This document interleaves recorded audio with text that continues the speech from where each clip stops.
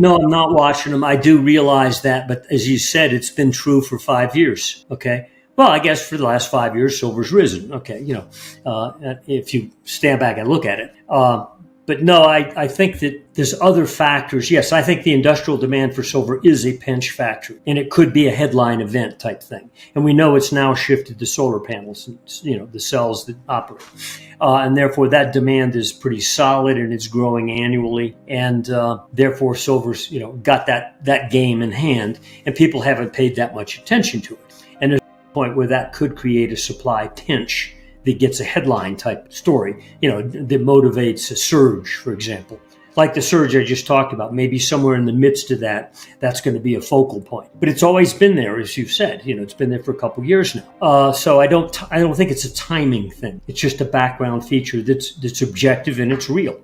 I think the real thing that's going to drive silver is that it, just like gold, has been money for thousands of years. Okay, so you don't just say, oh well, it's not money anymore. Well, the world doesn't know that. Okay, we might think that, but I think that it's not the case. There's a large assumption, for instance, back in that April sell-off in silver where gold had a single % drop when the stock market collapsed. And everybody said, oh, we got to sell silver because the stock market's breaking. And so they sold it just like they did, let's say, copper or the Bloomberg at the same time. They treated silver not like gold. There was no comparison. Silver's collapse was huge. It went from $35 to $27.50, most of that in 2.5 trading days, by the way. And about 2 days later, you'd erased half of that loss and you're back above 30 again. But that kind of collapse, there's an assumption that silver is connected to commodities. But if you go back historically, silver is connected trend-wise to gold. And often the commodity complex does not trend with gold. It did in the late 70s.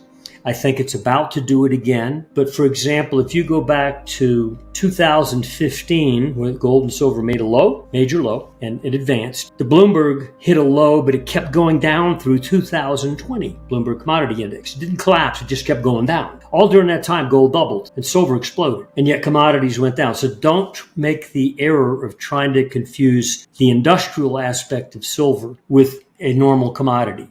It is a monetary metal, and it will catch up to gold. When I look at this market, especially silver, I'm not interested in what the mainstream is buzzing about this week or whether CNBC thinks the dollar looks strong today.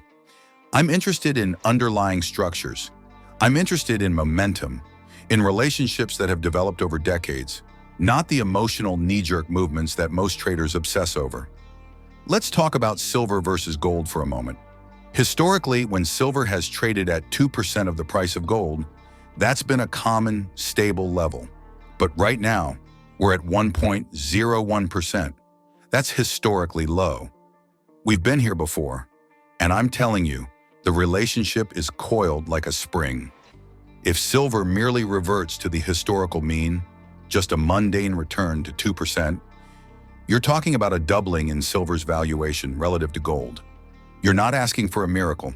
You're not asking for a massive revaluation of all metals across the board. You're simply asking for a return to a level that's been hit 21 times in the last 50 years.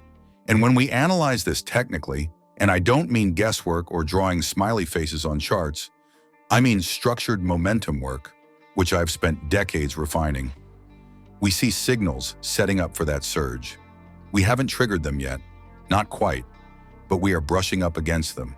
For example, silver right now is at 1.01% of gold. If we hit 1.1%, we'll break the first level. But if we clear 1.32%, it's not a breakout, it's a blast off. That'll be a surge to 2%, and it happens quickly. Silver doesn't walk up the stairs, it jumps out the window. Now, I've said this before, and I'll say it again. When silver outperforms gold, it's never during a bear market for both.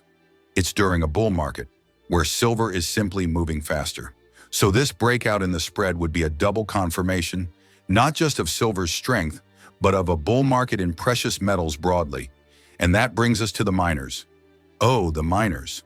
So neglected, so unloved, until they aren't. You want to talk about structures? Go back to late 2019 through mid-2020. Gold miners outperformed gold dramatically. And then what happened? From the top of that surge, we've had a structured, stair-step decline in miners' relative performance. It's not just been a decline, it's been a predictable decline. And that predictability ends at a well-defined breakout level that we are now flirting with. We break it, we get gushers. Miners, especially the best of the best, could go vertical. Companies like Agnico Eagle, Alamos Gold, and Wheaton Precious Metals, which have proven they can manage margins, will suddenly be flooded with capital. Why? Because the market's perception of real money is beginning to shift. And when it does, gold gets the call first. But silver and the miners, they're the second wave, and it's often more powerful. And let me clarify something that gets confused in the chatter. This isn't about short-term price targets. I don't care if silver ticks up 20 cents tomorrow. I'm not a cheerleader, I'm a structural analyst. And what I see is a foundation being laid for a massive revaluation, not just of silver, but of what money is. You see, silver is not just a shiny commodity. It's not just for solar panels or Tesla batteries. Although, yes, industrial demand is real and growing, it is, at its heart, monetary. It's been money for 5,000 years. The market hasn't forgotten that. It's just distracted. But distractions don't last. Structures endure. Now, one of the charts I've been working with, and I sent this to several folks last week, is a long-term oscillator on silver. It compares the weekly range to a 40-week moving average, essentially giving us a long-term view of momentum. We've got a parallel channel that's been in place since May of last year, and we're right at the edge. If silver closes this week around $34.90 or higher, we'll break out. And that's not just noise. That's momentum telling you, I'm ready to go. From there, we go to 36 and blow through the triple top, those so-called highs from October and March. But let me tell you something. Those highs are garbage. They were up there for a heartbeat, then collapsed. Thin air. Exhaustion moves. They are not real ceilings. They're speed bumps, and silver's engine is revving. When we clear $36, the technicians will scream, breakout! And they'll be right, finally. But by then, it'll already be obvious to anyone paying attention. Momentum leads price. It always has, and it always will. So what happens next? Once $36 is gone, we shoot to the high 60s or low 70s. No, $50 is not going to be some impenetrable wall. It'll be a signpost we fly past on the way to a more appropriate valuation. First off, the silver versus gold situation is, I think I sent you that chart too, going back about 50 years. If every year you made a note of what was the highest spread reading of silver versus gold, and the way we define the spread is we simply divide silver price into an ounce of gold price, and we get a percent. And you'll find over the last 50 plus years that 21 of those 50 years, silver's at least at some point during the year traded 2% of the price of gold. Well, right now we're 1.01% the price of gold. So historically, we're very low. We've been lower, but this is very low for silver in relation to gold. Everybody knows that. Okay. When we technically analyze whether there's the potential to go back up to that, even just the normal 2%, it's not even asking a lot. You're asking for routine recovery to a normal level. Well, that's a doubling in the current valuation of silver to gold. Are there technicals that indicate to us that spread, analyzing the spread technically, is ready for an upturn and a surge? And we see them. We've not broken through them yet. Right now, silver, like I said, is 1.01. Divide an ounce into an ounce, as of today, as we're talking. Okay. If you get up to 1.1% price of gold, so move up 0.1%, okay, that spread is going to break out on our work over a first level of breakout. And if you ever clear 1.32%, you can make a note of this if you want, 1.32, I think you'll gush up to 2%, meaning just go to the norm. Well, heck, that process involves the doubling of current valuation of silver to gold. Now, whenever silver outperforms gold, it's never in a downtrend on both markets. In other words, when silver outperforms gold, it's because it's going up more than gold. It's never the case that silver outperforms gold because gold goes down more. You know what I mean? So the spread breaking out to the upside is also affirming net price upside in both markets. And I think we're on the cusp of that. And I also sent you a chart of the gold and silver miners versus gold. And that is a very clear spread chart. It goes back to 2020. And why did I go back there?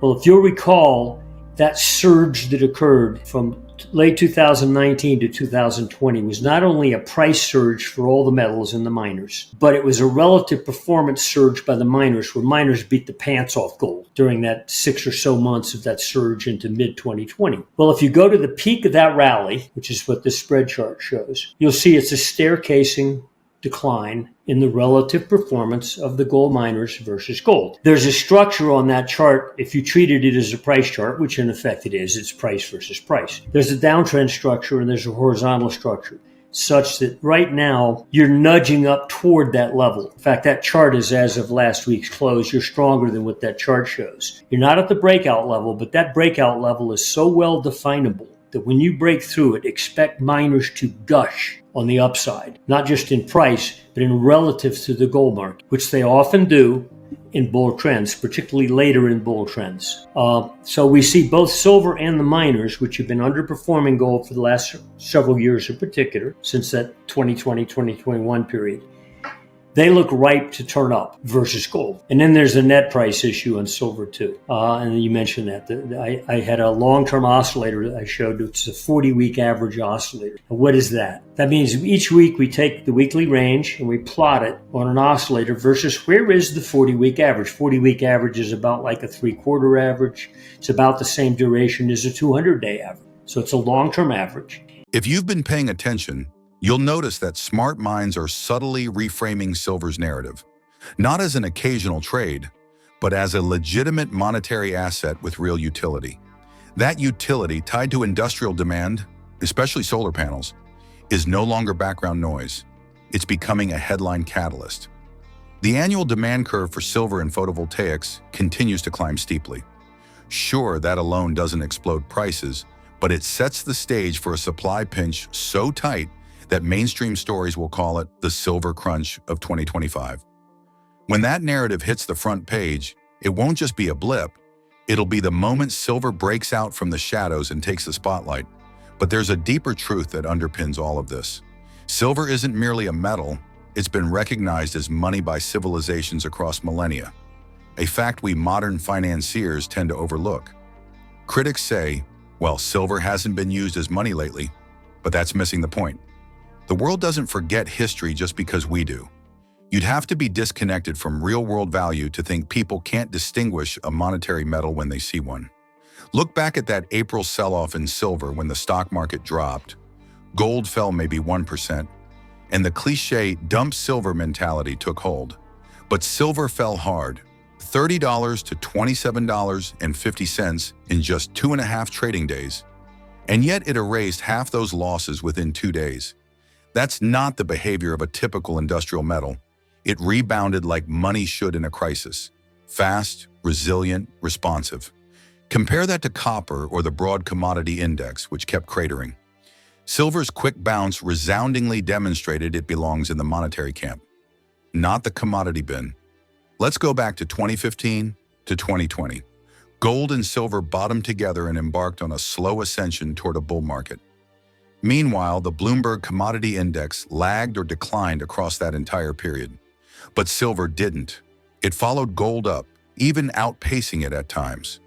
That confirms the idea that silver trends with gold, not with generic commodities.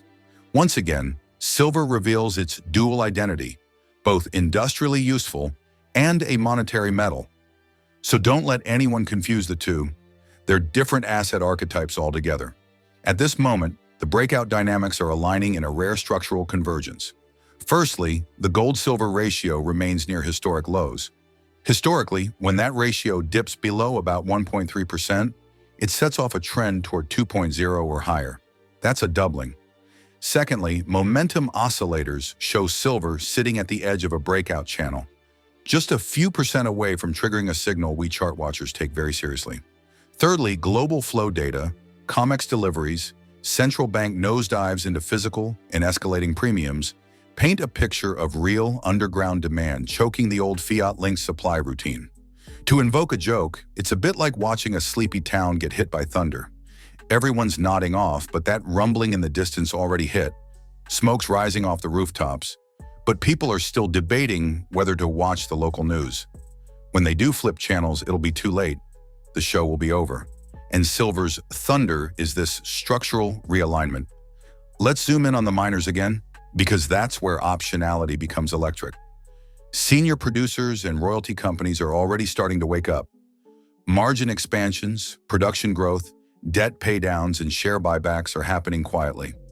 But as silver gains momentum and the gold-silver ratio normalizes, two really thrilling things will happen.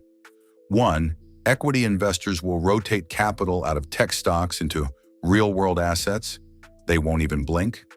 Two, smarter capital will leapfrog into junior explorers and developers as the market hunts for the next big breakout discovery. Juniors are riskier, but they're also where 10x or 20x returns come from. If silver storms to $70, let's say, majors will already be up 3 times or 5 times. But juniors, they'll be looking at 10x to 15x depending on assets and timing. It's not guesswork. It's geometric growth based on discovery and investor psychology.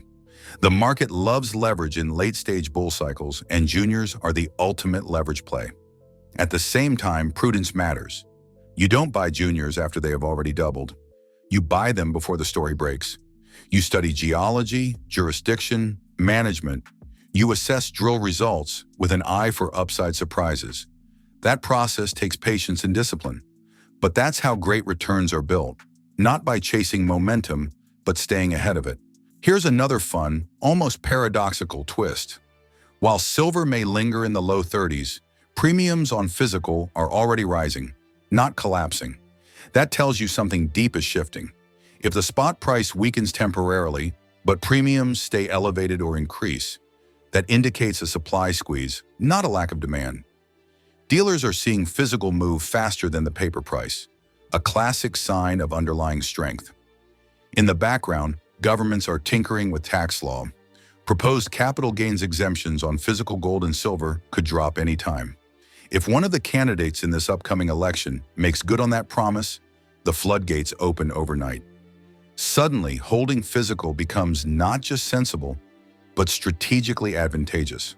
That's the kind of policy shift that amplifies price performance because it changes cost structures for millions of users. So here's your playbook. Start with physical silver and gold. Hold it, not lease it. Let the metal sit. Let it accrue patience and conviction. Layer in senior miners that demonstrate the capacity to profit in this rising price paradigm. Then methodically build into exploration stage juniors. No rush, no FOMO. Use the coming momentum breakouts, gold-silver ratio, oscillator flips, as triggers to add position or rebalance. Keep some liquidity set aside to capitalize on headline-driven pullbacks. Wind it all together, and you have a portfolio tailored to a monetarily fracturing world where metal-backed money regains relevance. We aren't calling for gold at $5,000 or silver at $200 tomorrow. That would be impersonating hype. But we are saying the structural, historical, and technical alignment in this market is writing a story of serious, durable gains, one not seen in decades. Stay informed about the latest developments shaping the precious metals markets with regular updates from the Finance Daily team. Not only that, but as a subscriber, you'll also receive timely silver and gold price notifications and early access to groundbreaking news unavailable to the general public. Join our free gold and silver newsletter today, link in the description.